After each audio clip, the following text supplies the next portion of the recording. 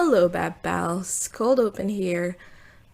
We will be doing a Q&A for Season 2, and the deadline of submission of questions is on September 18, 11:59 p.m. Eastern Standard Time. So send in your questions on Tumblr, Twitter, email, YouTube comments, anywhere that you can reach us, we'll probably find it. So yeah. Send in your questions. Thank you so much.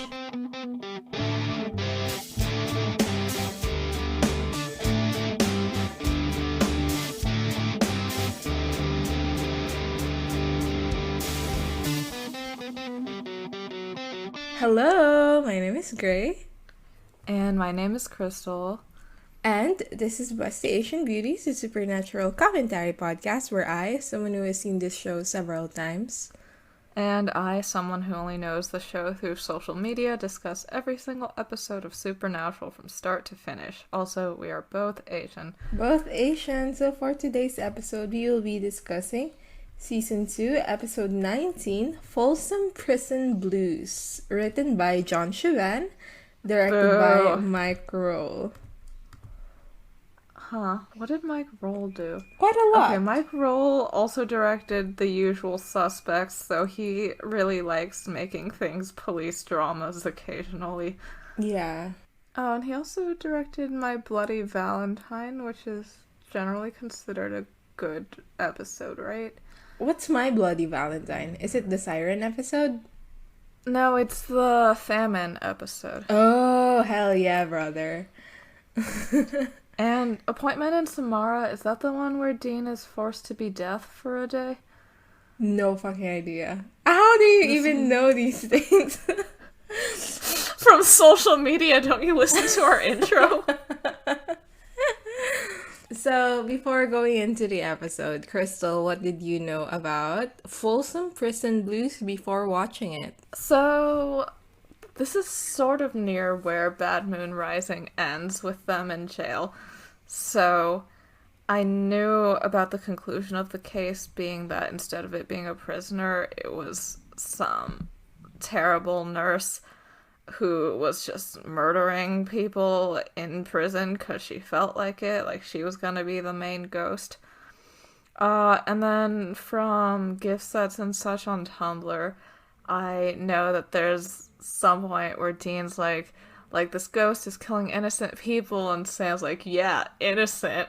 And Dean goes, what, are you from Texas or something?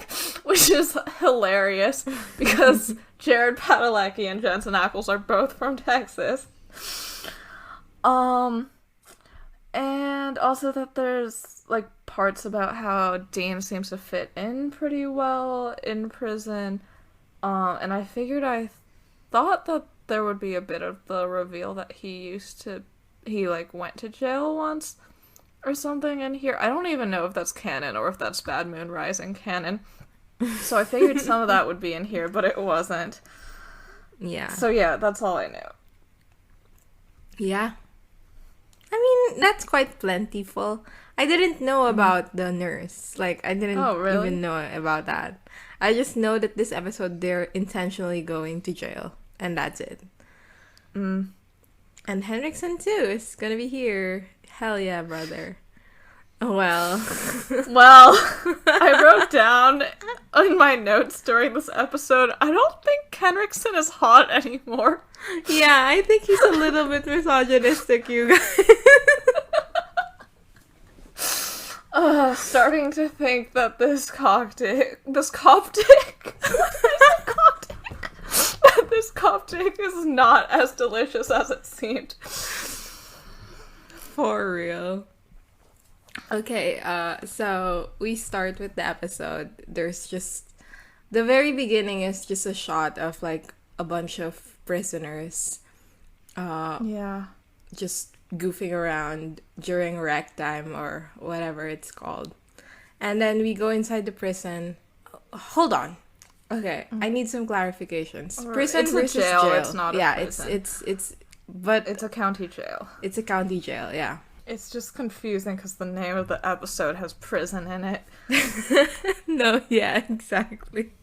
Why would John Shaban lie to us like that just to reference a Johnny Cash song? Yeah, it is a jail. And inside the jail there's like a solitary confinement area. And this cell block has been closed for a while, but they're opening it again. So this one confuses me a little bit. There's this guy blowtorching a door, and I thought he was welding it together. Like he was locking it up by welding it. And then they were like, okay, is it ready now? And then they open it. And I'm like, wait, how does that I don't know work? how blowtorches work, man. I also don't know how blowtorches work. But they open this cell and they look inside, and it's creepy and it's rusty and all that. And their breaths become cold, like how it usually does when there's a ghost. And then there's the spirit. There's like a spirit of a ghost that like gets out of the jail. Blah blah blah. Which is so Jail funny. cell. Like, Yeah. ghosts are stuck inside rooms now. I'm assuming it's because the room is metal, Oh, like it's iron? perhaps. I mean, Okay. it's rusted, and the rust is Right, the red iron oxide yeah. is what was keeping this awful woman inside. exactly. Rust, like the rusty nail. Exactly. Imagine if like Dean just starts haunting that fucking barn because he's attached to the iron and the rusty nail. So right, true. like he can't get out of the barn because the rusty nail stops him each time. Eventually, we go to night, and there's a guy, and he is reading a book in his cell when he hears something pass by. So he tries to get the attention of the guard who's, just sitting about. And when the guard comes down there, he tells the guy to, like, knock it off, stop being noisy, there's no one here. The guard starts getting out of the cell block, but just as he's about to, the ghost like haunts him and shit, and his arm gets stuck in the door out of the cell block, and the ghost attacks him. Sure, I don't. Later we yeah. find out that he dies of a heart attack. So like that's him Yeah. getting a heart attack and also freaking out because he looks like he's about to get mauled by a ghost. Yeah, we also learned during this time that this guy's name is Randall because the guard calls him by name. Yeah. Which, maybe that's a distinction between jails and prisons, but my friends who volunteer at prisons are told that they can't call the people there by name. They have to call them there by their number, which is incredibly dehumanizing. Wow. But yeah, maybe it's a difference between jail and prison. So, oh wait, also, like, he's looking at the clock, right? Does this ghost come at a particular time? I mean, I'm assuming so, but I never paid close enough I attention. just couldn't tell what the time was. I feel like it was 4 something, so I'm gonna assume that this ghost comes at 4:20. Blaze it. Blaze it. We cut to a museum, the Arkansas Museum of Anthropology, where Sam and Dean are breaking in. And all I can think of is, you know that story about the Dallas Museum of Art where some like 20-year-old guy broke in and destroyed a bunch of Greek artifacts, and then when the police got him and said, "Why'd you do that?" he said it was because he was quote unquote mad at my girl. Literally Between Sam and 17 after being mad at their girl would break into a museum and smash $5 million worth of Greek artifacts. Also, the subtitle says that it's 3 months later. Yeah. And yeah, when they come back to jail, like, Randall is still there, so that's... I mean, people do get very long wait times before trials, or they just get jail sentences instead of prison sentences, but like, man, sorry, Randall. You had to be in the fucking ghost jail for 3 months. Yeah, so Sam says that he hates this plan, And Dean's like, yeah, whatever. And as they're saying this, the title of the episode, Folsom Prison Blues, flashes onto the screen for the first time. So if you were watching this live and you didn't know the title yet, you'd be like, oh, they're so getting arrested for breaking into this museum. So Dean trips up a motion sensor, and then the two of them just start taking weapons out of various glass cases.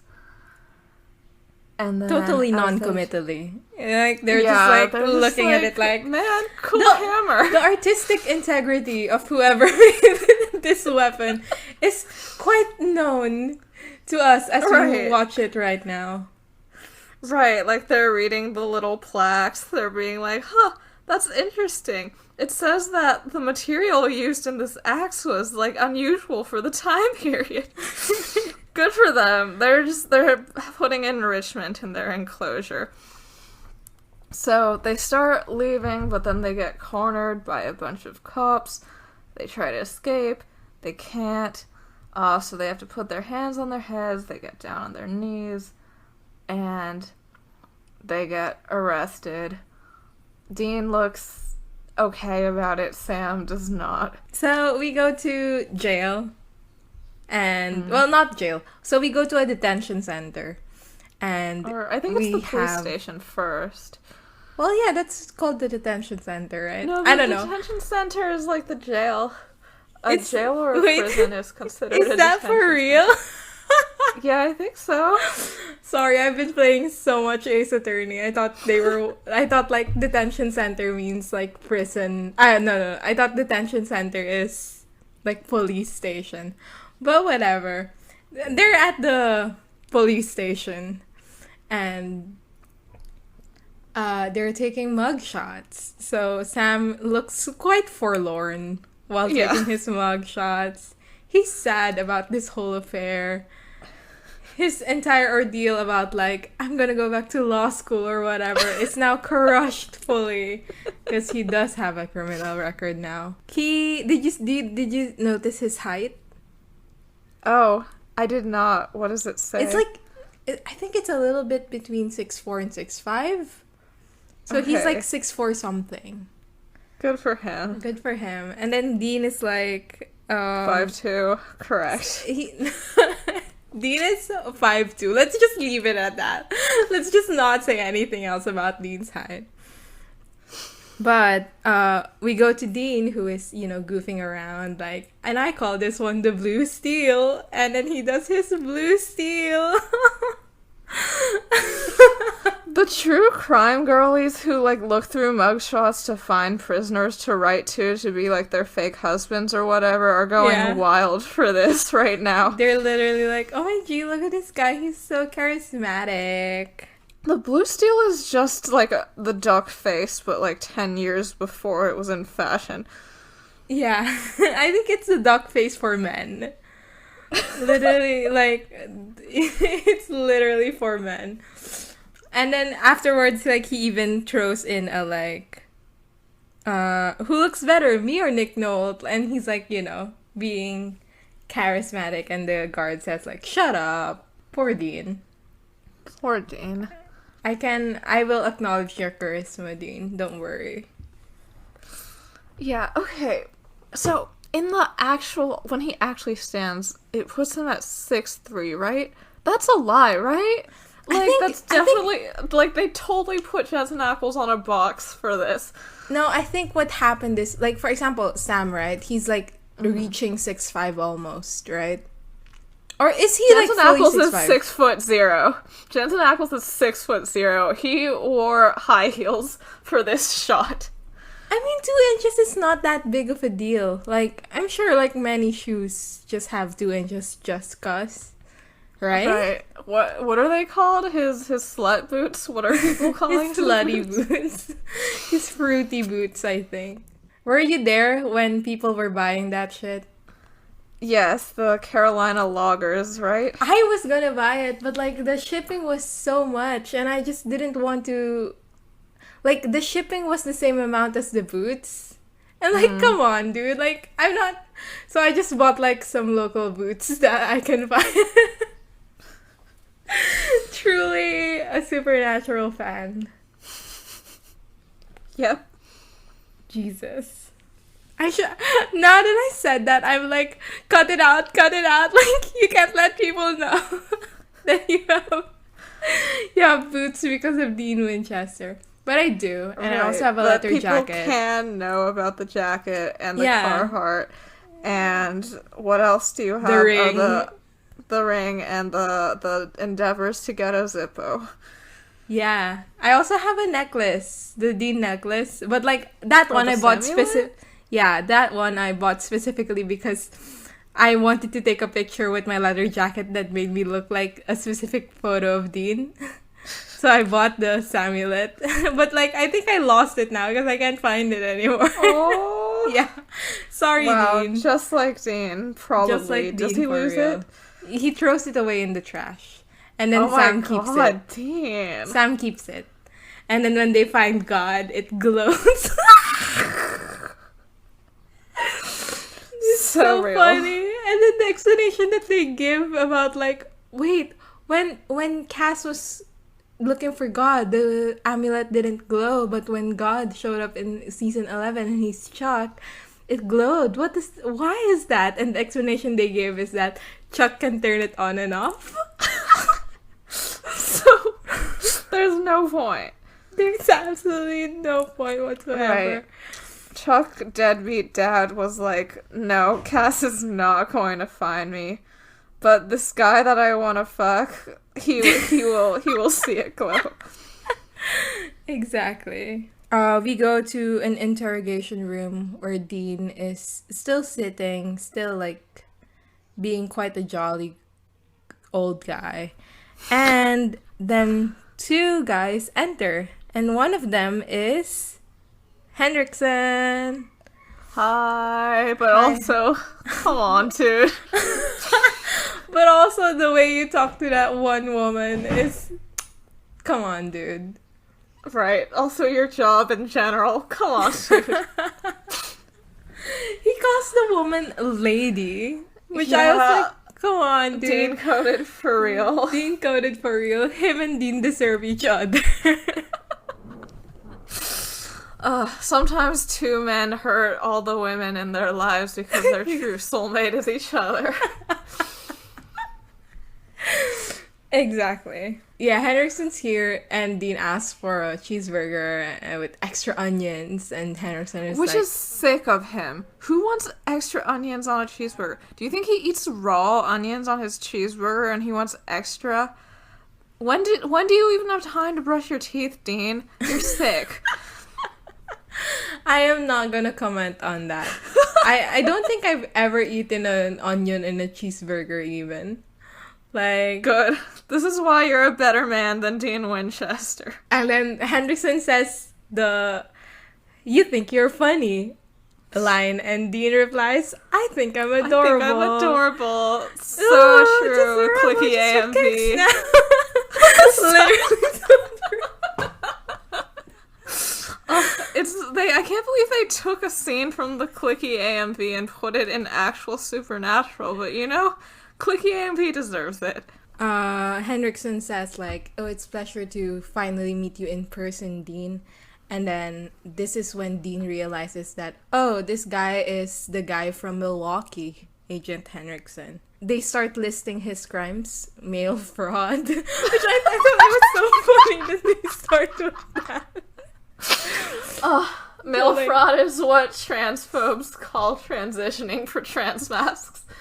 What? Wait, I just understood it. So true. So true. So they were like, oh, you have mail fraud, credit card fraud, grave desecration, and Henry's son is like, why don't you skip to the good ones? And then they were like, kidnapping and murder, which I thought was so funny. Wait, he has 3 counts of first-degree murder. Why is that? Okay. There was that was there just like woman, the like daughter of the lawyer or the wife of the lawyer or whatever in 207. There was Oh, right, the two people who were killed by the shifter and night shifter, right? There was that man, okay. and There then were there two was, there. like, Cheryl or whatever. What's 207? The usual suspects? The usual suspects, yeah. What happens there? They get caught because, like, the cops think that they killed some, like, attorney guy, but actually the cop killed the attorney to cover up, like, drug selling or whatever. Yeah. Why don't you give me back your necklace or whatever that was? Truly an episode. Yeah, truly an episode. Yeah, this entire scene is just Henriksen being like, oh yeah, we were looking for you and it's amazing how you just vanished into thin air. But then suddenly you trip over a fucking motion detector. What a rookie move. You know, shit like that. Mm-hmm. And then someone enters. It's a woman. Which, like... And Dean reacts. The thing is, like, every time anyone enters in Supernatural that is a woman, like, alarm bells ring in my head. And I hate that.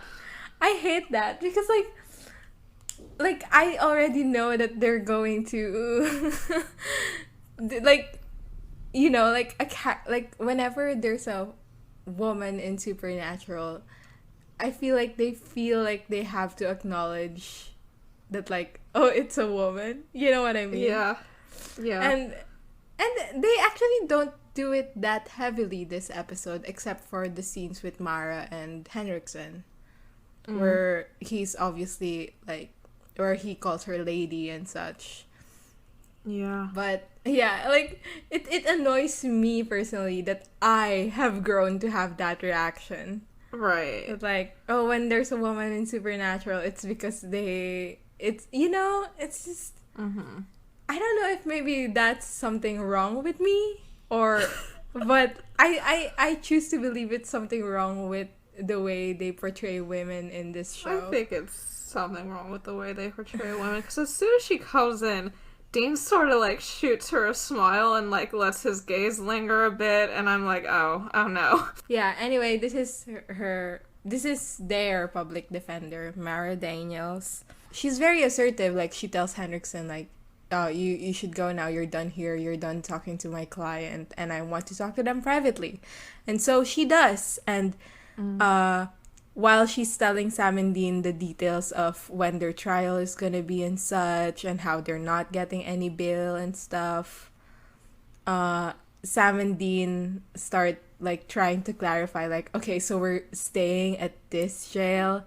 So we're staying at this jail for this amount of time. And then that's when I think the audience is supposed to realize that, like, oh, they're doing this on purpose for realsies. We go to Green River County Detention Center, which is the jail that they're at.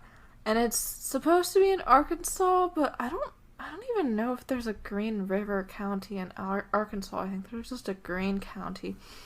But anyway, so we have this bus with a bunch of people in it, and Dean and Sam exit, and they're all, like, chained up, and they go past a rec yard, and the prisoners nearby are, like, yelling at them or whatever. Okay, apparently one of them pointed at Sam and said, "You're mine, baby." Yeah, you didn't notice this? I did not notice this. Dean, like, laughs and says, like, oh, I'm not gonna trade you for smokes. Yay, we love rape jokes. So, yeah, so we go inside, and Sam and Dean enter their cells. Dean meets his roomie and says, "I call top bunk," which is such a Dean thing to do, because I think that once you're an adult, you realize that top bunk fucking sucks, because first, you could fall off and die at any point during the night. You have to crawl up that tiny, scary ladder every time, and you can't just, like, casually sit on your bed and read because your head bumps the ceiling, and also you're terrified of falling off and dying at any point. But, like, I guess Dean never had a childhood with a bunk bed to get tired of top bunk in, so, yeah, he calls top bunk. and his roommate, who's a very kind soul, claims it before Dean can make the biggest mistake of his life. Have you like slept for a prolonged period of time at the top bunk? Me and my sister had a bunk bed at some point where, like, when, like, we were kids and we, like, really liked the top bunk. Yeah, and this one was built pretty safely, so there was no way you could fall off and die. But then, like, some of the rooms with roommates in my college dorms had bunk beds, and every time I was situated on a top bunk, it was horrific. I was a dormer for 4 years in high school, and for those 4 years, I was I think for 3 out of those 4 years, I was in the top bunk. No. Yeah, and it was fine. I liked it. Really? I liked it because it was harder to get from your bed to your desk. So I'm more likely to spend time on my desk. Oh, yeah. Because I'm too lazy to go up the little ladder and into my bed. So when I rest, even when I'm just resting, I'm resting on my desk. So I'm more likely to go back to work.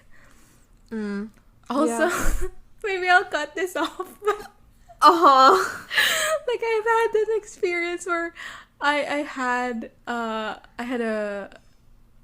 was at the bottom bunk, and like, someone at the top bunk was like fucking jacking off or something. Oh, of course. You could feel the bed shake, and that is what like, I had no idea what to do. I was like, and then like it'll stop, and then like a couple of minutes later it'll start again. Please stop. So yeah, seeing a dormer is so much fun. I get it though. Like, when else would you, like, in the bathroom? Like, God. Trying to make a top bottom bunk / top bottom joke here, but I can't think of one. Do you have anything? No. I think it's wrought out anyway. Probably. Meanwhile, Sam walks into a cell and for the first time in his life meets someone who's taller than him. Like, that's the look in his face. Barely, though. He's, like, not taller. He's just bigger in terms of, like, width. He's also taller. Oh, really? Think. Yeah. Okay. And Sam and Dean stare at each other in fear as their cell doors close. And a little bit later, we have Sam and Dean lining up to get inspected before they go out of the cell block. And they're talking in hushed tones, and Sam's like, oh, the guy is like looking at me weird and it makes me uneasy. And Dean is like joking around, like, oh, you're making new friends, blah, blah, blah. This is when we're revealed that the reason why they're here is because someone asked this of them. So this guy named Deacon used to be friends with John in the Marines. Am I right? And he asked them to inspect the jail cell. I hope this man dies. Like, they were like, he's a friend of John's. It's like, oh, I know. Literally, what else would you expect from a friend of Like, John's? literally, John, like, actually, this was off-screen because it wasn't important to Dean's journey, but after John made the deal with Azazel, he called Deacon and he was like, you're my only friend left, and as my dying wish, I want you to put my kids in mortal danger for no fucking reason, just because I feel like it. Exactly. And it's so funny, like, the only friends that John has is, like, this guy, and then those two that died in season 1. Bobby who hates Missouri. him. Yeah. Bobby who hates him and threatened him with a gun. So true. And Missouri, who is disappointed in his behavior. Yeah, and then we have Ellen, whose husband literally got killed because of this guy and has Yep. chosen to forgive him because she's a better person than literally anybody else. Yep. John and his friends, he does not have a good rapport in friendship. Mm-hmm. As they talk about this, Sam expresses a little bit of apprehension about their plan because like they didn't expect Hendrickson to show up, and it's like it makes things a little bit more dangerous. But Dean is like, nah, it's fine, we'll be fine. And then he throws a line about like how there's innocent people dying, 4 so far in this jail cell. 3 because one of them was a prison guard, actually. And then Sam says, yeah, innocent, like all sarcastic. Yeah, And Dean, fuck off, Sam. and then Dean says like, what, you from Texas or something? Fascinating. Where do you think Dean lies on the political spectrum? I don't know. I honestly don't know. I know you think he's a libertarian. Yes, I think he's a libertarian. You know, it's really fun to think of Dean as a communist, but I don't think he is. He's not. I'm sorry, everyone. I'm really terribly sorry. Okay, right to left. Where does libertarian land? Because there's like It a left really kind depends. of, yeah, right? Like I think most of my conception of libertarian is like right wing. Yeah. Yeah. But like if you just bare bones it to the basics, it's not really particularly right wing. I feel like the cool lefty libertarians are like anarchists yeah. and not libertarians, though, right? I don't think Dean's an anarchist. I think he's a libertarian. I think Sam is a moderate, but would generally vote Democrat. Sam is literally a fucking centrist. Like, Sam and Misha Collins should hang out and kiss. I mean, and they have in the Peace of Mind bloopers. No. God, yeah, no. There's that. Isn't there that there was that quiz about like which supernatural character are you the most similar to politically, and Sam was the like middle answer on all of them, including how do you feel about organ harvesting? I think Sam is the type of guy to like he actually like so far he does tend to exhibit some values that may be seen as conservative so far, don't you think? The classism, yeah. Yeah. But also, it's Siamese twins, Dean. So honestly, it's conjoined twins. So who knows with Sam? I feel So like who knows with Sam? Sam is the type of guy to be like, I see every side of the equation. I see the rights and the wrongs of every side of the debate. Oh my god! I just remembered that thing Jared Padalecki said about like... What did he say? The coin thing, like how there's the 2 sides of the coin, but we never examine what the side of the like the like center of the coin, like the edge of the coin, God. or whatever, like bullshit like it that. Looks like Sam Winchester. Sam Winchester would say that. Sam Winchester would say, "I'm at the edge of the coin." Yeah, but also his attitude here makes me honestly really glad he never got his law degree. What do you think kind of lawyer Sam would have been? Divorce lawyer. I love divorce lawyers. Literally, he should have been a divorce lawyer. Yeah, but, like, I don't know, innocent. Like, did you want to be a fucking prosecutor, Sam? Like, what were you doing? What were you planning to do with your law degree, Sam? Sam Winchester should be a prosecutor in the Ace Attorney series.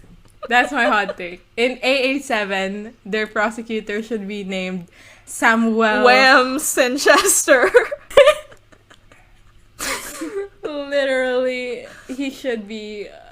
I could save him, honestly. I could make him a better person. Yeah. I could jumpstart his character arc. Alright, I don't know. Are you from Texas or something? Like, what is Dean? Is Dean just saying, like, are you, like, a Republican or something? What is he trying to say? I think that. Like, are you a Republican? I think that Dean's a single issue voter and that issue is gun control, so I think he does vote right every time. That's what I think about Dean Winchester. I don't think he has ever voted in his life. Oh, Like, definitely sincerely. not, but if he... Sincerely. No. Even before he became Sam would fucking... commit voter fraud just to not fill out any bubble because he's not sure.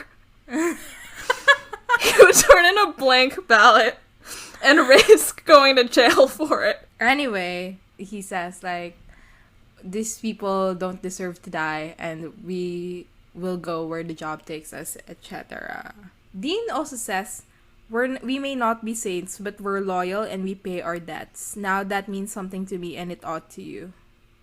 What do you think about that line? Hearing this from Dean, which is a guy that we have criticized in the past for, like, only thinking about Sam and only thinking about John, only thinking about, like, the people very close to him. And then, like, when he's talking to Joe, for example, he's, like, very dismissive, or, like, he doesn't pay Bobby enough gratitude or attention or whatever. And then hearing him say about this random-ass fucking guy that, like, we owe it to him, and we owe him our gratitude, so we have to do this for him. And I wonder where he draws the line, you know? Well, this guy saved John's life, though. Like, And Bobby has not literally saved their lives. Bobby probably has saved John's life, But Bobby has not asked for anything yet, I guess. yeah. Yeah, I suppose so. Yeah, I feel like Dean cares enough about John and feels... I mean, he's already carrying on, or, like, carrying the burden of John's last wish to have him kill Sam. So maybe he's like, I haven't done what you asked of me then, but maybe if I pay off all your other debts, I can feel lighter. Oh, yeah. Yeah. God, fuck this Deacon guy. Like, I mean, well, we find out later, but he's a prison guard here. So literally, why did he need them here? He could just do this by himself. I don't fucking get it. He could literally just investigate by himself and ask them for, like, help. Yeah, he could go into that room and salt and burn whatever if it was happening in the prison. They are more used to him on the outside doing research than on the inside getting beat up all the time. Like, what is the point, Deacon? Not only getting beat up by other prisoners, but also getting beat up by him. Like, he elbows Dean in the stomach after Dean has already been beat up. Like, come on, dude. Also, the reveal that he's, like, actually a good guy or whatever. Like, he's just not, playing though. bad cop. But, like, the reality of the situation is the reason why he has to play bad cop in front of Sam and Dean is because he is a bad cop in front of everyone else. So it's like, Right. it doesn't work. Hate this guy. Oh, God, I fucking hate him so much. No wonder he was friends with John and also was a Marine in the Vietnam War. Yeah, so we cut to the cafeteria where Sam is judging the spaghetti there, but Dean is happy about the status of the chicken. So yeah, more of their differences in food things. So they think that the ghost is probably some guy named Mark Moody, who was a murderer who dabbled in Satanism and ritual murder, and died in this jail.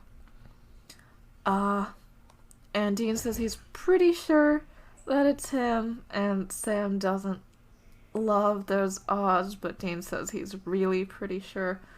So Moody supposedly died of a heart attack in the old cell block, and these attacks started after the old cell block opened, and these prisoners have been dying of heart attacks. And Dean says that there's probably some, like, tissue of his in the old block that's keeping him here. So we just have to find it and salt it and burn it. So yeah. So they start heading out, But then Sam bumps into this guy, and Sam says sorry, and the guy says watch where you're going in an intimidating fashion. And Sam's like, yeah, sorry, sure. And then Dean goes over and he's like, he said he was sorry. He said he was sorry. He literally said he was sorry. And I thought that this was a play to, like, get into the old cell block, because I thought maybe that was where they punished people, but no, Dean just is like this. He's literally just like this. Yeah, because Sam tells him to back off, and the prisoner is like, are you talking to me? And Dean says, great, another guy who's seen Taxi Driver too many times. Yeah, I'm talking to you. Let it go. And Dean's all proud of himself after the guy walks away, because he's like, this is how you talk to people here to get their respect. And he winks. He's such a loser. I can't believe that, like, part of the story here is that Dean fits in too well at prison when he's clearly such a loser. Yeah, so, the person that he mouthed off at is talking to, like, his lunch table, and the people there seem to be gearing up to fight Dean, and Dean's like, ah, shit, and, right, he gets into a bit of a fist fight with this prisoner, yeah, and eventually a warden... Is it Deacon? I don't recall. I don't recall. I think so. Yeah, he's the one who like lifts Dean's head with like the baton. Oh yeah, so Deacon and some guard break up the fight. We learned that the other guy's name is Lucas. Yeah, Deacon takes out his baton and he holds it up under Dean's chin. And I've seen people ship these two, and I think it's probably because of the scene, and, like, no, incorrect. Wait, ship? Like, at least, like, fix where they hook up after the case. Wild, I know. He throws Dean and Lucas into solitary confinement, which, you know, has been proven to be, like, psychological torture with long-lasting effects. So, alright, Deacon. Good job. So Dean gets let out, and another prisoner who's friends with Lucas makes the throat-slitting motion at Sam, and Sam sighs. Yeah. In the solitary confinement, like, the setup is like, Dean is in a room, and there's a little, very small window. And then in the room in front of him has Lucas, and there's also a very small window. And Dean starts saying, like, I wish I had a baseball like Steve McQueen. I don't even know what Steve McQueen looks like. Why don't we search up Steve McQueen right now? I mean, all I know about Steve McQueen is that he's the name of House's pet rat in House, right? Which is very... Do you think House and Dean would get along? They're both misogynistic. They both love sexual harassment. I don't know. I think they would... I think Dean would think House is an asshole. Right. And I feel like House would dislike Dean's posturing. Yeah. Yeah. Okay, I'm looking at Steve McQueen right now. Not a particularly attractive guy, I must admit. Yeah. But he must have been, you know, quite popular during his time. Yeah. He looks a little bit like that guy that, like, everybody likes to girlfriendify. The one from The Lighthouse. Al Pacino? Oh, no. No. Robert Pattinson? No, the older guy. I don't know who that is. Wait. William Dafoe. Oh, right, that guy. He looks a little bit like William Dafoe. I A can't tad, believe I just yeah. used the words people like to girlfriendify about William Dafoe. I mean, people do like to girlfriendify him. Literally. And every time I hear his name, I think of that joke that's like, William Dafoe? No, William the Friend. The friend. Yep. Incredibly So funny. true. Anyway, Lucas replies, well, I wish I had a bat so that I can bash your head in or something. Oh, he's So just like me true. for real. Yeah, and Dean's like, well, there goes my plan of bonding in solitary. I can't believe he actually wants, like, he was making fun of Sam for not making friends, but, like, Dean actually wants to, like, make best friends forever bracelets with the people he meets here, and good for him. The lights start flickering, and Dean's like, oh shit, the ghost is here. And he tells Lucas to stay very still, but obviously Lucas doesn't. And so Lucas gets attacked by a ghost. There's a jump scare here, a little bit of a jump scare, Oh, where like really? he looks out the window, and then yeah. the eyes of the ghost show up, and I did jump a little bit from my seat. Oh, So I was probably playing Pocket Frogs when that happened, so I did not. yeah. So we cut to Henriksen in the police station, and Mara asks to talk to him. Are public defenders supposed to be talking to the cops who are trying to get their clients imprisoned? Like, that seems like a bad idea. I have no idea. I truly have no idea. Yeah. So she says that she's been going through Sam and Dean's files, and there are some inconsistencies because there's a cop in Baltimore who said that they saved her life, and then a witness to the bank robbery in Milwaukee, Cheryl probably, who says that Sam and Dean saved her life. Also, it's weird that they never followed up on the fact that they found a dead body that looked exactly like Cheryl, who is alive, and Cheryl doesn't have a twin. But, you know... Also, the fact that they saw a dead Dean Winchester, and then suddenly Yeah, he was and they alive. were like, huh, that's weird. The DNA matched and everything, but, you know, whatever. Whatever. Yeah. They're like, these guys just have access to super advanced cloning technology. We won't look into it. So... yeah, Henriksen says that Cheryl is nuts because he was in Milwaukee and he spoke to all the witnesses, and all he knows is that wherever these guys go, people die. And Mara keeps speculating, and Henriksen says, okay, grown-ups are trying to get some work done here, so if you don't mind, and he, like, shoos her out, and, ugh, he's not hot anymore. So we go back to the jail cell, and Sam is mopping the floor with Randall, and Yeah. he tries to open up a conversation where he's like, hey, so how you doing, my guy? And Randall is like, well, I'm mopping the floor, so not too well. And Sam's like, yeah, sorry, that was not like my best work. Anyway, my name is Sam.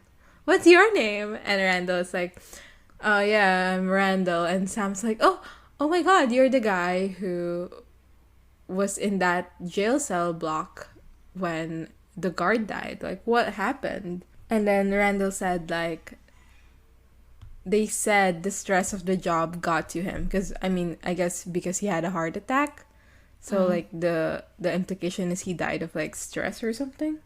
Yeah. And then he asks, like, why are you inside, kid? And Sam says, because I have an idiot for a brother. Real. Real. And then Randall says, like, this place, as in this detention center, is not that bad in comparison to my old cell block. And his old cell block used to be the block where the guy that they suspect of being the killer, being the ghost, used to be in. So Sam is, very curious about this, and he's like, "Oh, you were in the cell. You were in the old cell block. What was that like? Was it Mark Moody there?" And then Randall's like, "Yeah, I was also there when he died." And Sam asks like, yeah, heart attack, right?" And then this is when we're revealed that he didn't die of a heart attack. He died because he was fucking beat to death. And by the guards, and there was so much blood that like Randall had a hard time mopping it all up. Right. Oh, also, I guess I collected some facts about prisons in Arkansas, prisons and jails in Arkansas from the Prison Policy Initiative before this episode. So, fact number 1 is that Arkansas is one of the few states where all incarcerated labor is like completely unpaid, which I guess includes the mopping that they're doing right now. And even in states where it is paid, I think like on average the highest paid job is $1.41 an hour. So yeah, love that. Right, and I mean obviously everyone's watched the documentary 13th, but yeah, that's a little bit about the prison industrial complex. So, like, yeah, you can check that out if you would like. So, next we get to the rec center, or the yard, where Dean's playing cards with someone, and he's got this big pile of cigarettes that he's won, and he wins this round as well. And yeah, no, I guess this is sort of to show how well Dean is fitting in here. And it is sort of interesting that this comes right after Hollywood Babylon. And also, like, the next episode is gonna be the gin episode, because it seems to be a trio of, like, episodes about Dean showing up in a situation and being able to fit very well into any life that is not hunting. Except, well, I mean, next episode. Okay, right. He doesn't even turn the lawnmower on. You're right. He does a cringe fail job at being a suburbanite. No, I mean, also, like, everybody hates him there. That's true. Everyone does hate him there. Sorry, dude. Yeah. Okay, no, so but, like, I think it's just fascinating that towards the end of this season, that was, as we said at the very beginning, supposed to be a Sam-centric episode, a Sam-centric season. We get this Dean episodes, so many of them, like, next to each other towards the end. And it's like, why are you not doing anything with Sam? Right, when was the last time he had a vision? I want him to have a vision. And like, it's not even that. Him a vision. It's not even that we need the plot to happen. It's just that for some reason they do this thing where every single time there's no plot happening, the character development that's occurring is about Dean and nothing is occurring about Sam at fucking all. And it's getting frustrating, to be honest. Yeah. Like, I know we just dunked on Sam earlier for being a centrist, but like, I also want to see his side of the story. I want to know every single side of this story, just like Sam Winchester. So, Sam shows up and starts talking to Dean. He says you don't even smoke, but Dean says that this is good currency here. And they talk about Dean definitely smokes. Like, I'm sorry, Sam. Sorry to break it to you, but Dean definitely smokes. Yeah, but that's only when he's wearing the leather jacket. He smokes for the cool factor. Yeah, he wants to look like he's in the movies. Exactly. So, they update each other on the case. Dean says that Moody showed up last night because the clock stopped and there was a cold spot, and he killed Lucas. And Sam says that what he found was that there's probably a bunch of blood left over from him in his old cell, which might be the remains that they're looking for. And Sam says that he has a plan to get to it. And Dean smiles and says, "That's the Sammy I know. You're like Clint Eastwood from Escape from Alcatraz. I don't understand that reference." And Sam says that they need to find some way to burn it. And Dean says it's a good thing I'm like James Garner from The Great Escape. Also don't understand that reference. No idea what the fuck anything Dean is saying ever is about. Yeah. But I support him. I support him. And he stands up and holds up his cigarettes and seems to be ready to trade them for a lighter. Yeah. So, back inside, Sam and Dean are eating. Well, they're lining up for food, and Sam is like,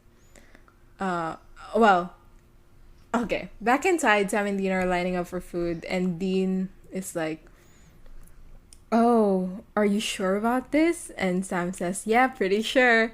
And Dean says, "Well, I need more than pretty sure right now, so are you sure about this?" And Sam says, "Really pretty sure," which is a repetition of a conversation that they had earlier, where it's like the opposite, like the other person is saying the other thing. Which I thought was kind of cheap. Like, this would never happen in real life. Like, I remember this scene and I was annoyed by it. Mm-hmm. Dean walks over to the guy who was Lucas's friend, the guy from earlier.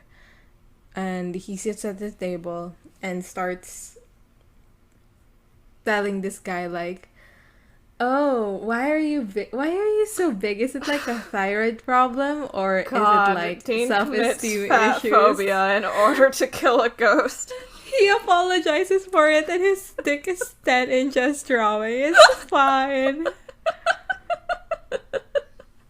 He commits fat phobia, and this angers the guy. So they start fighting, and like somebody throws a punch and you're like, "Well, where are the guards?" And we pan to the guards and Sam, who's standing beside the guards, and they're just like hanging out.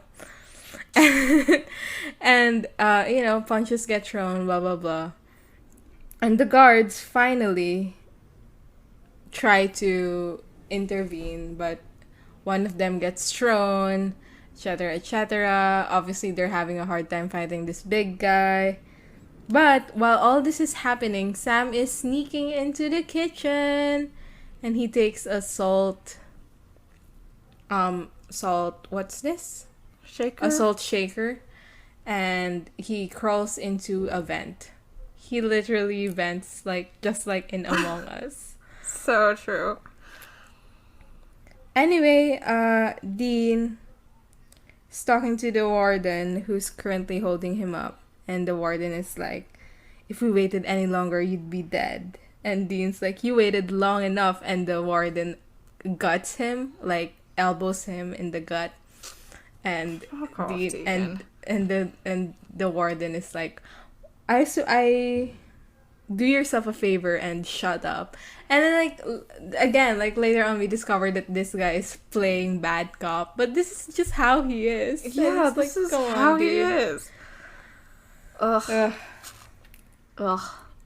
Anyway, they get sent to the infirmary while Sam goes to the jail cell and opens up a bedding that obviously has blood in it, and pours salt and lighter fluid over it, and then opens up a match and lights it on fire. Hell yeah. Hell yeah. So, we're in the infirmary now. And Dean is talking to the guy who he calls Tiny. And he's like, "Sorry about what I was saying earlier. Like, I can't tell you why, but I had to get you angry. So, yeah." Like, did he have to, though, to go to the infirmary? Or... I guess he had to start some kind of... Yeah, he had to start some kind of a thing. But Yeah, to get attention away from the last Sam. time that you fought someone, Dean, they got killed by a ghost, and this guy is about to get killed by a ghost too. Like, is there some way you could have done this without bringing him into it? Yeah, sorry, Tiny. Yeah. He says, it's okay. The truth is, I do have low self-esteem issues. And he says, oh, poor guy, he's about to get killed by a ghost. Poor guy. He says, my dad treated me and my brother like crap right up until the day he died. So, like, you know, he's setting himself up to be a Dean mirror, but the ghost gets him before we can go further. And Dean asks, how did he die? And Tiny says, my brother shot him. So fucking true.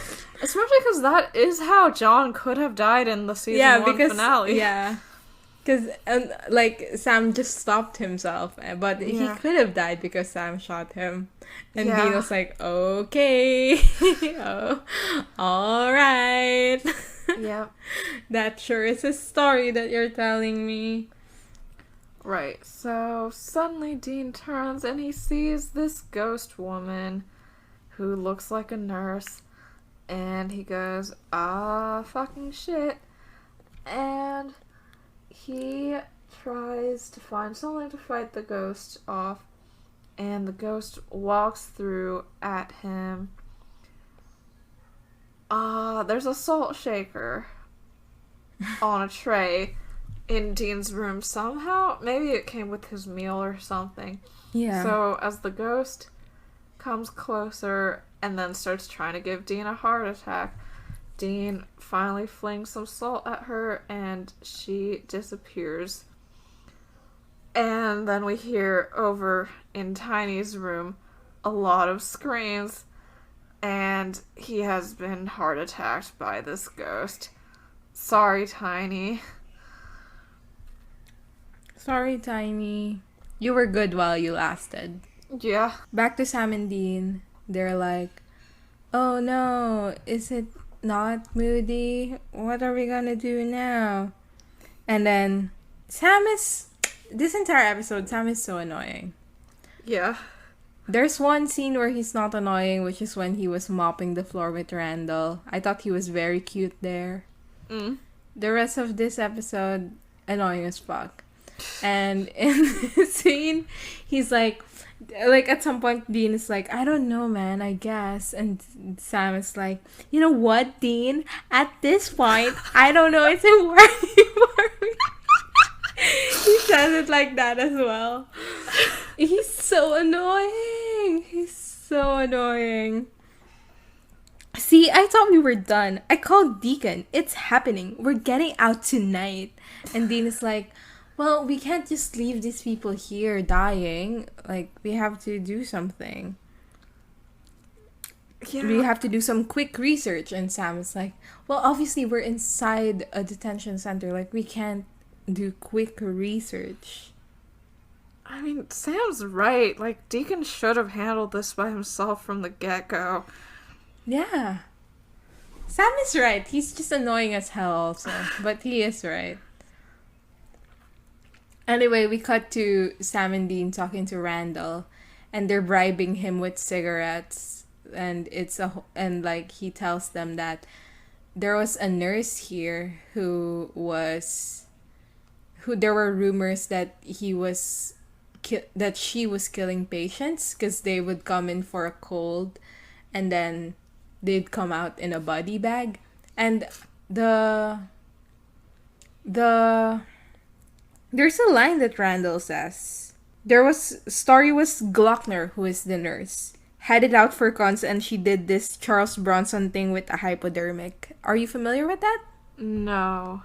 I did some quick Googling, and like Charles Bronson is a prisoner, and he's like when I was looking it up, the headlines were like most violent prisoner in UK history, stuff like that.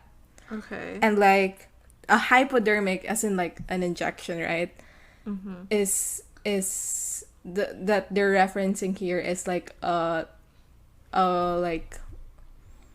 a thing that they used to inject prisoners with as like a calming thing to get them to calm down. Uh-huh. So like I guess the implication here is that she would overdose them with that. Yeah. Yeah. Yeah. Yeah. Yeah. This episode is sort of... Who wrote Asylum? Asylum. Was that I Guy think it was B? also John. Or was No, it, Guy was B it- is a director. Wait. Oh, okay. No, Richard Hatem wrote Asylum.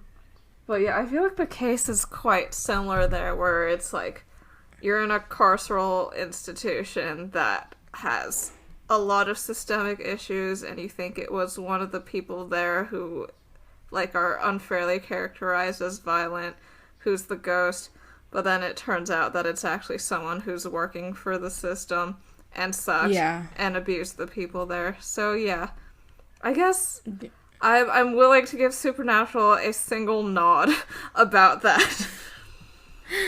Yeah. Anyway, and they asked what happened to Glockner, and all Randall says is he was there for a while when she was working, and then he was out, and when he came back she wasn't working anymore. So we have 17 discussing things in the cafeteria again. Dean calls Glockner a vigilante, which I generally view as like a neutral term and sometimes positive when people are talking about Batman, so I thought it was kind of weird to use, but I mean, maybe it has a negative connotation here. Oh, it surely does. I mean, yeah, but I guess more like it, but did the writers consider this to be... Yeah, probably. Okay, so... Yeah, Sam's saying, like, but how is she connected with that old cell block that just got opened, and why did she kill that guard? And Dean says that he heard in the yard that the guard wasn't exactly squeaky clean. So she's probably just going after anyone that breaks a law. Ugh, catch this nurse ghost going after me for pirating super... No, never. I've never done that. Literally, I have never pirated anything in my life. Who said that? I did not say that. Yeah, and Sam goes all judgmentally, oh, you heard in the yard? Dean, does it bother you at all how easily you seem to fit in here? And Dean goes, no, not really, which is the correct response. What is Sam trying to do here? Like, why does he care? What is he doing? Yeah, he's just being an annoying asshole. Yeah, like, get over it, Sam. Whatever. So, he says that we need to find out where Glockner is buried, and that we only have 5 hours to get this information, because we are leaving tonight no matter what. Dean says, I just don't want to let Deacon down, because we owe him. And Sam I don't says, understand yeah. this, because, okay, given, for example, right? Like, Yes.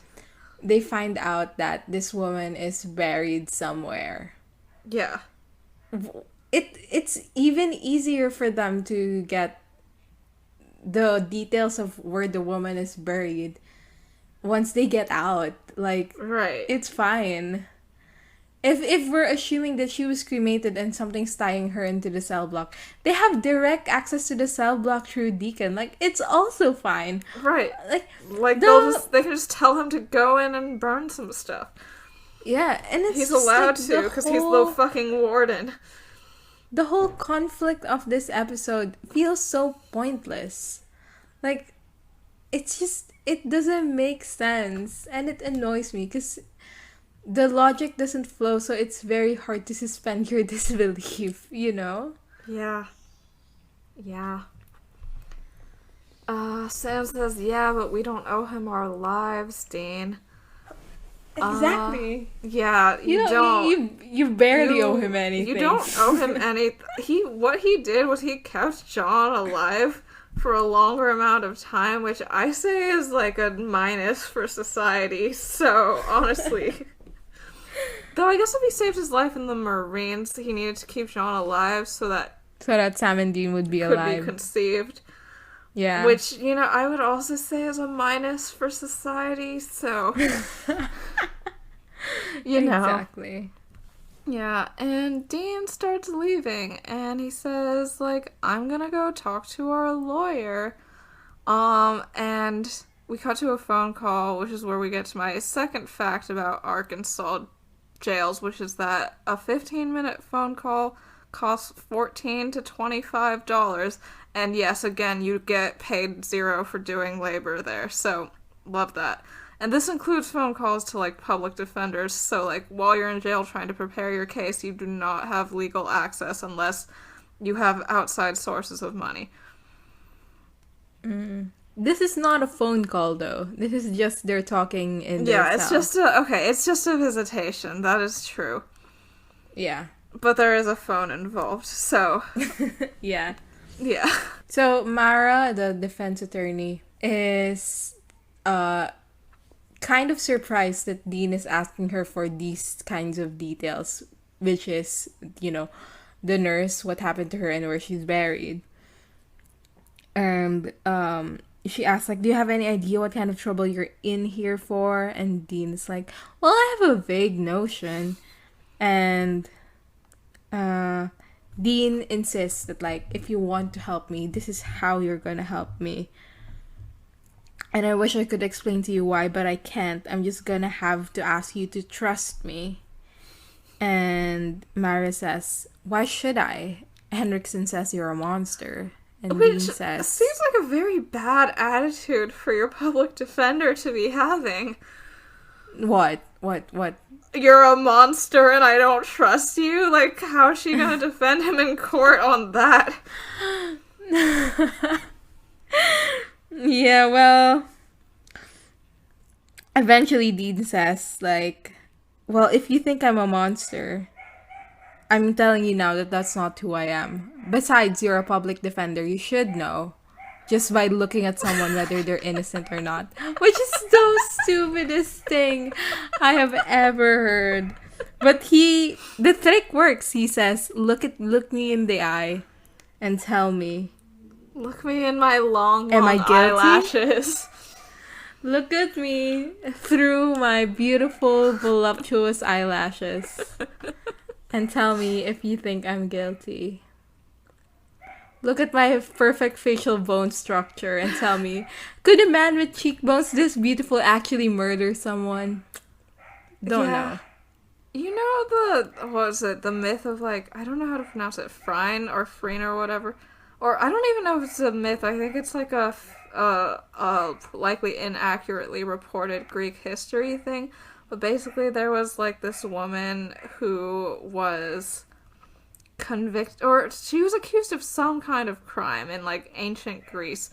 And during her trial, what her lawyer did was, like, show her boobs off to everyone and be like, right, like, would Aphrodite have blessed a guilty woman with tits this great? And the judges were like, damn, no, you got me. That's what Dean's doing right now. He should have shown his boobs, honestly. He should have removed his top and been like, who's like the god of, like, fucking men or something? The god of men. I don't think there's a god of men. Aphrodite's the goddess of beauty regardless. Okay. He would be like, would Aphrodite given me this massive, massive pecs if I was guilty of murdering someone? Yeah. And that's an airtight argument. So, that's where the scene cuts. Right, oh, also Dean says specifically, like, we're not the bad guys. Yeah. We're like, huh. If you say so, buddy. I recently transcribed heart, and I did not like you there, Dean Winchester.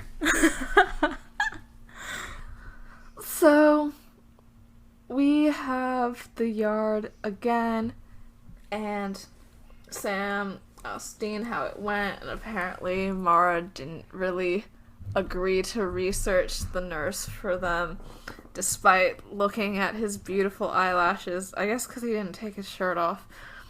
So, Dean says that they should give it another day, but Sam says, like, nah, we are leaving tonight for sure. Yeah, and you're right, the conflict's so stupid. Dean's like, so if we leave, we're not gonna finish the job, and we're just gonna let these people die? Once you are out, you can go on Google.com and Google Nurse Glockner burial site. Exactly. So, right, so this is sort of like a feigned fight for the escape, right? No, I don't No? think so. Because It's a real inside they're fight? fighting too, right? That's like, true. Like Deacon was like, hey, you guys, like, you know. So it's like they're legitimately fighting. Yeah. So Dean starts walking away because he says, you can leave tonight, but I'm gonna stay. And Sam's like, don't turn away from me. And Dean's like, screw you. And Sam's like, what? Screw you. I wish fights in real life were like this. Don't turn away from me. Screw you. Literally, so true. That's how the fight in Hollywood Babylon went. Like, Brody, don't walk away. Brody, no, you son of a bitch. Literally so true. Literally. So, yeah, like, so they, like, Sam sort of, like, grabs Dean's shoulder, and Dean pushes Sam, and a guard and the warden, who is Deacon, grab them, and force them apart, and they drag them inside. So, inside, the warden is like, okay, leave me to be with this man, and I'll handle them by myself. And then the guard leaves, and so, yeah, like you said, like, he puts on this bad cop look, and that's because, like, the fact that the guard leaves means that oftentimes the warden tells the guard to leave and then beats prisoners half to death. You know? Like, that's just what he does with his time. This is when we discovered that this guy is Deacon. And Dean is like, oh man, you're fucking beating the shit out of me. It's like... And then, like, the thing is, like, at this point, if I get sent into a jail, right? Mm-hmm. And then, like, I'm friends with the warden, and the warden is the person who sent me in there for, like, an inside job situation. Uh-huh. And then I get beaten up. I'll be like, fuck you, dude. Like, whatever it is you want me to do here, fuck you. Like, I won't be like, but I owe him. I'll be like, I literally got punched. Like, fuck you. And the fact that Dean is like, I've been, wait.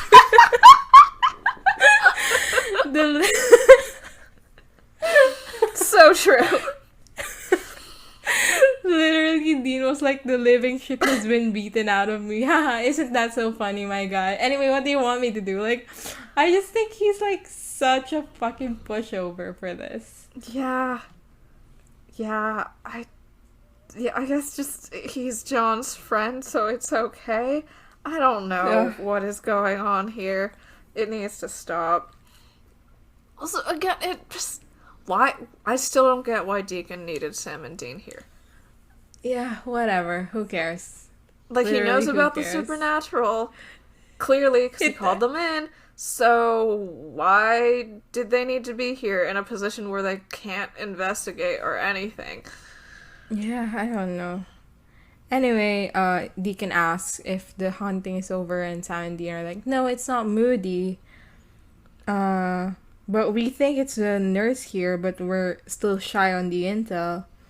And Dean is like, which is why we should stick around until we find out. It doesn't make sense. It doesn't make sense. Dean is not this stupid. And then, like, Sam is like, you want to have this fight for real, Dean? We gotta go. And then Dean is like, no, I'm just saying, like, oh. And then they start fighting, and Deacon is like in the background going, hey, your lawyer left this for you. And he hands Dean an envelope, and inside the envelope it says that after the Moody thing happened, there was an inmate uprising, and Glockner got caught in the middle, and someone bashed her head in the cell block that Moody died in. And it says where she's buried. And so Deacon is like, okay, let's get you the hell out of here. He opens a vent. Literally just like in Among Us. Literally just like in Among Us. They are literally imposters in this jail. Anyway, he cracks a joke that's like, well, I owe you guys, like, I hope I see you guys again, just not in here, okay? God, this man is fucking annoying. And then Dean is like, wait, where do you want it? And I was kind of confused when he said this, but like turns out he's asking where this Deacon want to get punched, and Deacon points at his face, and then he says, make it look real, and then Dean punches him. Woo! If I was Dean, I would have just killed Deacon. Just like add another guy on your list for realsies. Yeah. You're already being hunted down as a criminal. Like, just kill some guy. It's fine. Yeah. Like, this guy deserves it a lot. Just kill him. So, we have Sam and Dean escaping the jail. They get to the Impala. Dean has his little reunion moment with his wife. And they start trying to head out, but then an alarm comes on, so they start driving really fast. And now we have Henriksen interrogating Deacon, saying, like, how could you let them get the drop on you? Tell me where they're going. And Deacon's like, how would I know?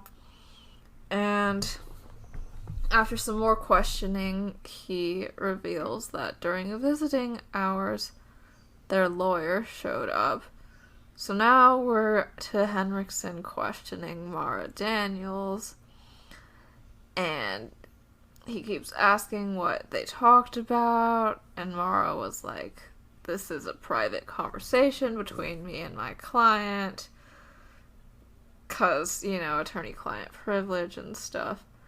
And Henriksen keeps pushing. Meanwhile, Sam and Dean are at some cemetery, and they're worried because Sam says that the lawyer-client privilege thing doesn't apply in this case.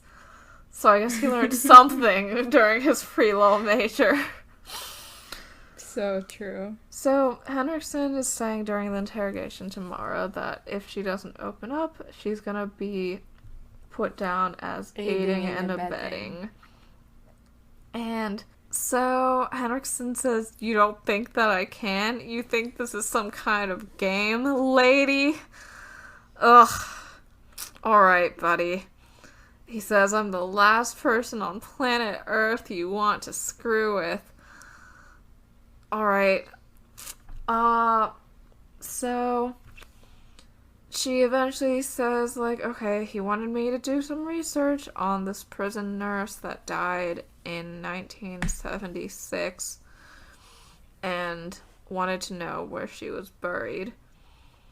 And Henriksen eventually pressures her into telling him where that was, but we don't see her answer. Now, we have in like the fucking washroom of the prison, of the jail cell, Deacon is being thrown around by a ghost, and you know, shit like that.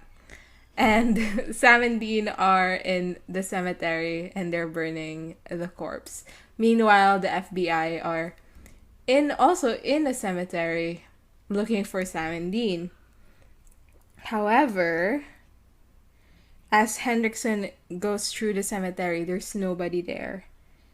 And he asks, like, Oh, where are they? Oh, by the way, at this point, like the corpse is going up in flames and it's dead. Bye bye. And then that's the last we see of Deacon, hopefully, because I hate this guy and I don't ever want to see him again.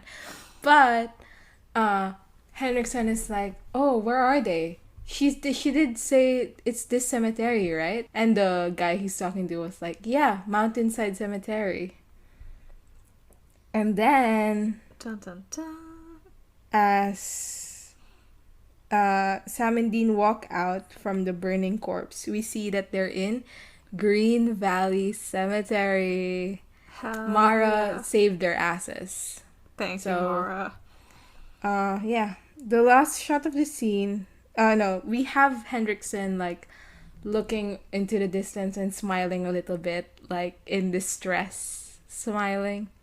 And then Sam and Dean hop into the car, and then they say like, "You said we were screwed before. Well, we're fucking really screwed now." Dean says like, "We need to go deep," and Sam says, "Deep? Dean, we need to go to fucking Yemen."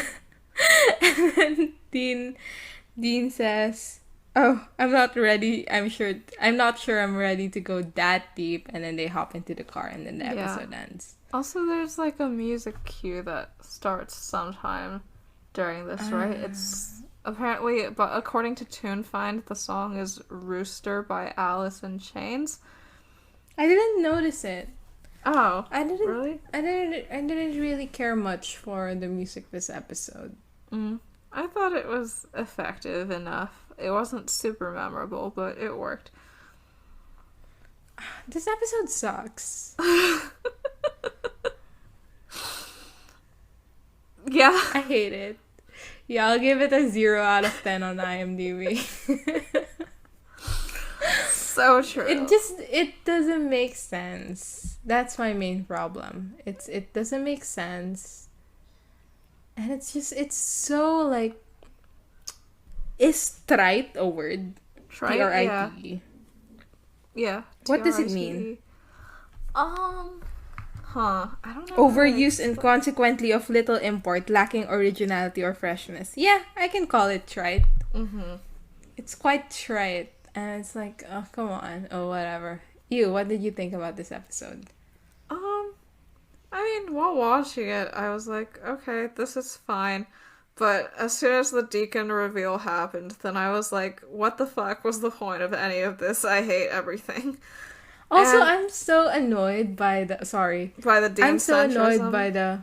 No. I'm so annoyed by the fact that at the end they were like, oh yeah, let's go to Mountainside Cemetery. Let's send all our men to Mountainside Cemetery. They didn't even bother double checking whether Mara is telling the truth. Right. Like, they didn't Like, look up if Nurse she- Glockner. Yeah, they didn't even Google Nurse Glockner burial site. Like, come on, guys. It's just, it feels so wrought out, I think is... Yeah. Oh, another word I can use aside from trite that I'm not sure exactly what it means. but yeah, this episode sucks. Yeah. Next episode is gonna be a Dean episode, and then suddenly we're I'm gonna be tired. at the finale. Like, I'm what? tired. Where's the lead up? Where's the anything? Is this season 23 episodes long or 22? 22. Ugh. Yeah. That is how I feel as well. Ugh. Anyway, at least we're about to end it, and then we're gonna go to season 3 and then season 4. Ugh. Ooh. That's true. We will eventually get to season 4. What's your best line? Oh god, there's lines in this? Do you have one? Absolutely none.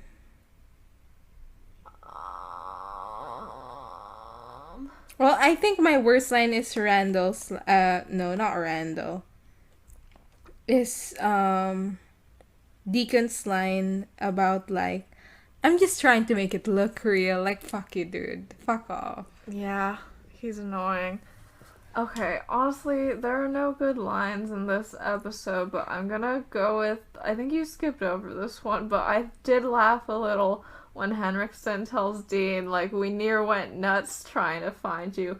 asked him Yeah. to his partner, and his partner says he near went nuts. So true. So true. I think I like Tiny's little dialogue. Like just the Oh, entire yeah. thing. He was Yeah. like, yeah, my dad was a terrible guy and he hurt me and my brother. And then my brother killed him. So Society true. of Supernatural. So true. Worst line.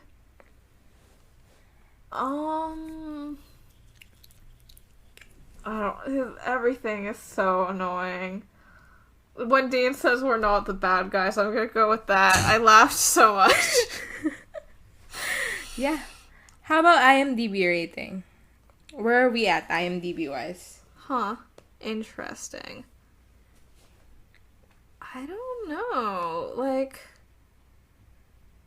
do people like this one? I don't know. I have no clue how people feel about this episode. I feel like they would. I also don't know. Yeah, I don't And- know. Like, I feel like. I feel like people would feel okay about it. I'm giving it an 8.2. Okay. Yeah. I'll give it an 8.3. An 8.3. Okay, let's see. Fuck off. Is it high? It's an 8.6. For what? Let's see the reviews. Oh, let's see the reviews. Not bad.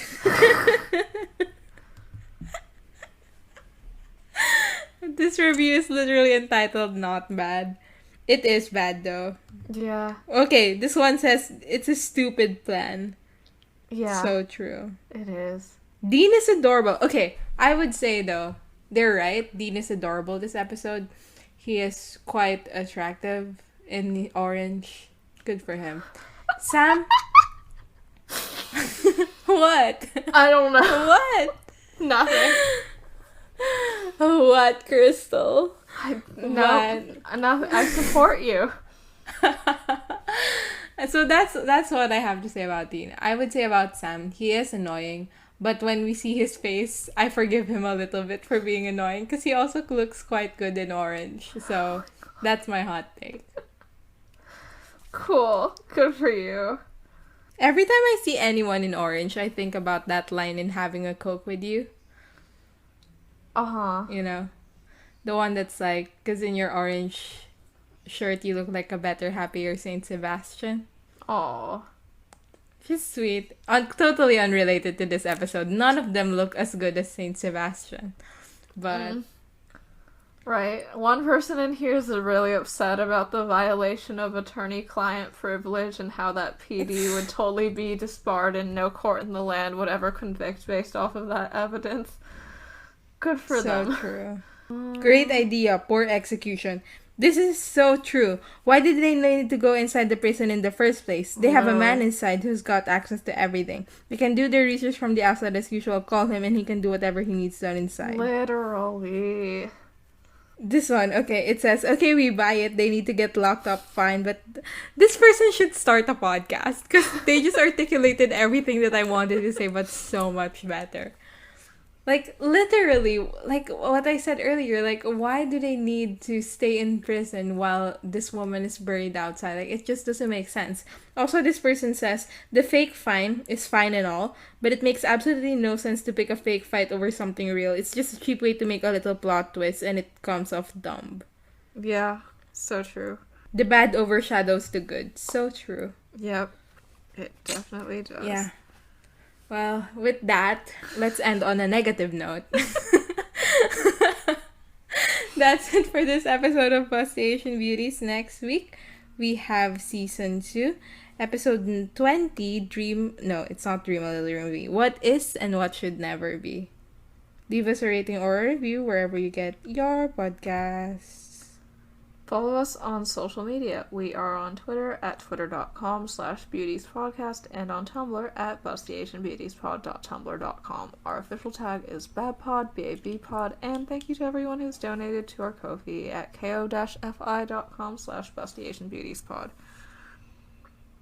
You can email us any feedback, comments, or inquiries at bustyasianbeautiespod@gmail.com. See you guys next time. Bye. Bye.